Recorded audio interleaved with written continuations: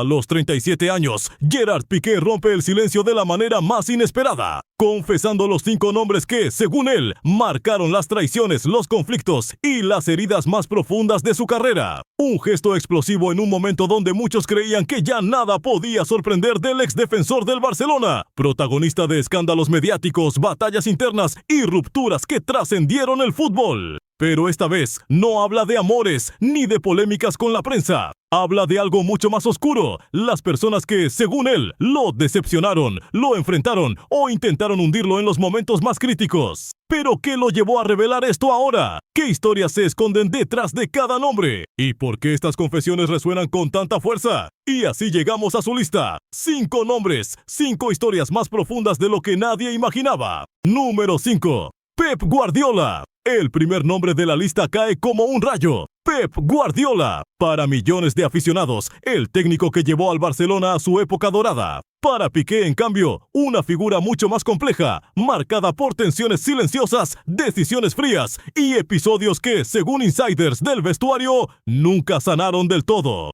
Cuando Piqué regresó al Barça en 2008, Guardiola lo recibió con cierta distancia. Aunque públicamente lo respaldaba, testigos recuerdan que en privado le exigía más que a cualquier otro jugador de la plantilla. Si fallas una vez, no vuelves a jugar. Le habría dicho en un entrenamiento, una frase que Piqué confesaría años después que jamás olvidó. Lo consideraba un líder brillante, sí, pero también alguien obsesivo, capaz de aislar a cualquier futbolista que no encajara en su perfeccionismo implacable. El punto de quiebre llegó durante la temporada 2011-12. Mientras el equipo vivía un desgaste interno evidente, Guardiola, según fuentes internas, comenzó a perder la confianza en Piqué. Lo veía distraído, demasiado expuesto mediáticamente, demasiado celebridad para su gusto. Algunos aseguran que incluso llegó a dejarlo fuera del 11 titular por razones que nunca explicó abiertamente. Para Piqué, aquello fue una humillación silenciosa, una herida que marcaría para siempre su relación con el entrenador. La tensión alcanzó su clímax en una reunión privada, donde Guardiola habría cuestionado su compromiso. «No estás concentrado», le dijo tajante. Piqué respondió con frialdad, cansado de la presión constante. Tras ese encuentro, nada volvió a ser igual. La confianza se rompió, aunque ambos siguieron trabajando juntos hasta la marcha de Pep. El defensor siempre sintió que el entrenador dejó de creer en él mucho antes de que se hiciera público. Y esa sensación, según él mismo insinuó años más tarde, fue uno de los golpes más duros de su carrera. Por eso, cuando Piqué revela su lista, el nombre que ocupa el número 5 no sorprende. Pero sí confirma algo. La relación entre ambos jamás fue tan perfecta como el mito del Barça quiso hacer creer.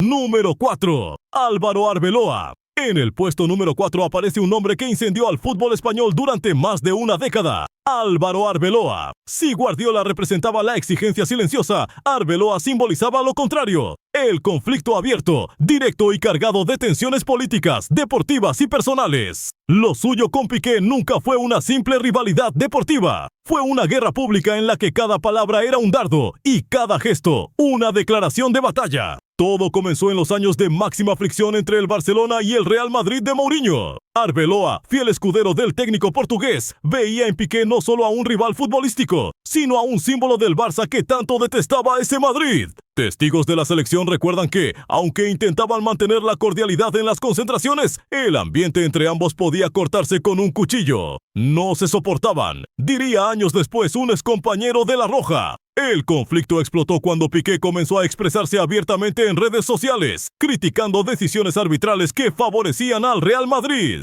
Arbeloa respondió con ironías y ataques velados, convirtiendo Internet en un campo de batalla. La prensa amplificó cada comentario, cada gesto, cada silencio. La tensión llegó a tal punto que, según insiders de la selección, Vicente del Bosque tuvo que intervenir varias veces para evitar enfrentamientos peores dentro del vestuario. El momento más recordado ocurrió tras un clásico especialmente caliente. Arbeloa declaró: «Algunos hablan demasiado». Piqué sin contenerse disparó: «Él es un cono y eso no cambiará». Aquella frase se volvió viral, pero también marcó un antes y un después. La paz entre ambos se volvió imposible. Con los años, Arbeloa se refugió en un discurso institucional del Real Madrid, mientras Piqué siguió afilando su lengua en entrevistas y redes. Aunque nunca llegaron a las manos, la hostilidad fue tan evidente que incluso los aficionados lo percibieron como una de las grandes rivalidades personales de la era moderna del fútbol español. Por eso, cuando Piqué presenta su lista, incluir a Arbeloa no es un gesto de rencor. Es simplemente reconocer que su relación representa uno de los capítulos más tóxicos de la historia reciente de La Roja.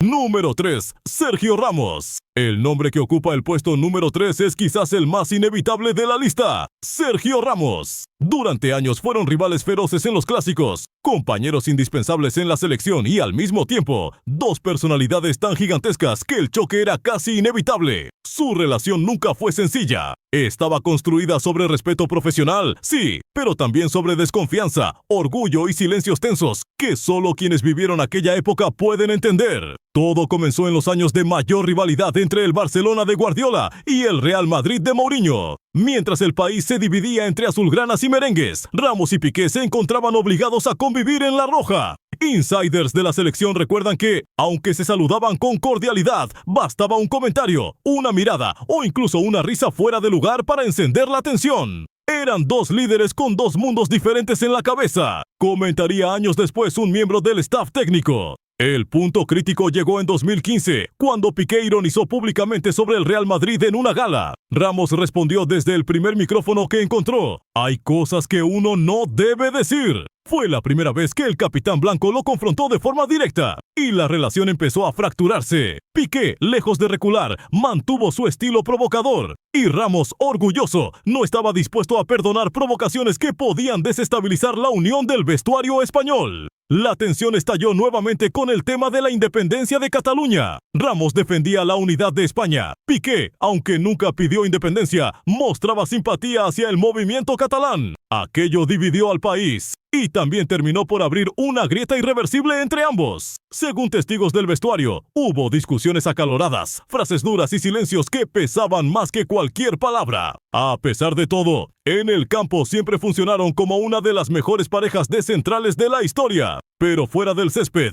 la relación se fue erosionando hasta convertirse en un respeto frío, distante. Por eso, cuando Piqué menciona su lista de nombres que marcaron sus heridas, Ramos aparece en un lugar inevitable. No como enemigo declarado, sino como un recordatorio de que incluso las mayores alianzas deportivas pueden estar llenas de batallas invisibles. Número 2. Shakira. En el segundo puesto aparece el nombre más mediático, el más explosivo, y el que transformó la vida de Piqué en un huracán público: Shakira. Lo que comenzó como una historia de amor de cuento terminó convirtiéndose en uno de los escándalos sentimentales más comentados de la década. Para Piqué, la ruptura no solo significó el final de una relación, significó la exposición total, la crítica masiva y el inicio de una guerra silenciosa que aún hoy deja cicatrices. Durante más de 10 años fueron una de las parejas más poderosas del deporte y la música. Pero insiders del círculo cercano aseguran que, tras el éxito del Mundial 2010, las diferencias comenzaron a aparecer. La vida nómada de la cantante chocaba con la rutina estricta del futbolista. Las presiones públicas, los celos, la distancia emocional, todo se fue acumulando como un peso invisible. El estallido llegó con la noticia de la infidelidad. Shakira, herida, transformó su dolor en música. Canciones que se volvieron himnos virales y al mismo tiempo, golpes directos a la imagen de Piqué. Me dejaste de vecina a la suegra, con la prensa en la puerta y la deuda en Hacienda. Cantó en una letra que recorrió el mundo. Para Piqué, aquello fue devastador. De un día para otro pasó de ser campeón del mundo a convertirse en villano global. La presión mediática fue tan intensa que, según fuentes de su entorno, afectó incluso su rendimiento y su estabilidad emocional. Las batallas legales por la custodia, la división del patrimonio y los acuerdos privados añadieron más tensión. Hubo encuentros fríos, discusiones a puerta cerrada y decisiones judiciales que marcaron a ambos. Piqué intentó mantenerse firme, pero la narrativa pública ya estaba perdida. Shakira tenía el micrófono y millones de personas de su lado. Lo que para algunos fue entretenimiento, para él fue una caída emocional profunda. La ruptura expuso cada rincón de su vida y lo empujó a tomar decisiones drásticas, incluida su retirada del fútbol profesional. Por eso, cuando Piqué revela su lista, incluir a Shakira no es un ataque. Es reconocer que ninguna otra persona impactó tanto en su vida personal, en su reputación y en su identidad como ella. Número 1. Joan Laporta. En el primer puesto de la lista, el nombre que Piqué considera el más determinante, el más doloroso y el que cambió para siempre su relación con el club de su vida. Aparece Joan Laporta. Para muchos, el presidente que reconstruyó al Barcelona. Para Piqué, en cambio, una figura que representa decisiones frías, rupturas emocionales y un final amargo que jamás imaginó vivir. La relación entre ambos comenzó como una alianza sólida. Laporta veía en Piqué mucho más que un futbolista. Lo consideraba un símbolo del catalanismo, un líder mediático, una pieza clave del ADN Barça. Pero con el paso del tiempo, insiders del club aseguran que la percepción del presidente comenzó a cambiar. Veía en Piqué una figura demasiado pública, demasiado influyente y en cierto modo difícil de controlar. El punto de quiebre llegó durante la crisis institucional del Barcelona. Mientras el club se hundía económicamente y buscaba culpables, las miradas empezaron a caer sobre los veteranos con contratos elevados, entre ellos Piqué. Según fuentes internas, Laporta lo consideraba parte del problema. Un salario alto, demasiados intereses fuera del fútbol, demasiadas opiniones públicas. La tensión creció en silencio. El momento más brutal ocurrió en una reunión privada donde Laporta le comunicó que ya no contaba con él, que debía dejar el equipo cuanto antes para aliviar la presión financiera. Es lo mejor para el club, habría dicho el presidente con tono implacable. Para Piqué, esas palabras fueron un golpe devastador. Nunca imaginó que el Barça, su casa, lo empujaría hacia la salida de ese modo. Insider del vestuario aseguran que salió de la reunión con los ojos rojos, consciente de que su historia en el Camp Nou tocaba su fin no por decisión propia, sino por estrategia política. La retirada repentina de Piqué no fue un gesto voluntario, sino el resultado de una fractura profunda con la directiva. Laporta, centrado en reconstruir el club, no dio marcha atrás. Y Piqué, herido, aceptó el golpe con dignidad, pero también con un silencio que decía mucho más que cualquier declaración. Por eso ocupa el número 1, no por odio, sino porque ninguna traición pesa tanto como la que viene de la institución que uno considera parte de su propia identidad. Justo cuando parecía que la lista de Piqué ya lo había revelado todo, surge un detalle inesperado que cambia por completo el tono de sus confesiones. Un insider cercano asegura que, antes de hacer públicas estas revelaciones, Piqué recibió un mensaje anónimo, una advertencia que le recordaba episodios internos del vestuario que nunca salieron a la luz. Un recuerdo de que hablar demasiado podía abrir puertas que muchos preferían mantener cerradas. El twist llega cuando se descubre que uno de los nombres de la lista, y no reveló cuál, intentó comunicarse con él para evitar que expusiera ciertos hechos que podrían haber dañado reputaciones muy altas dentro del fútbol español. No lo hagas, le habrían dicho. Pero Piqué, cansado de cargar con historias que otros controlaban, decidió seguir adelante. Lo más sorprendente es que, según fuentes de su círculo íntimo, esta lista no es solo un ejercicio de catarsis, es también una indirecta a quienes en el pasado manipularon narrativas para convertirlo en villano. Con estas revelaciones, Piqué busca recuperar algo que el ruido mediático le arrebató durante años, su propia versión de la verdad.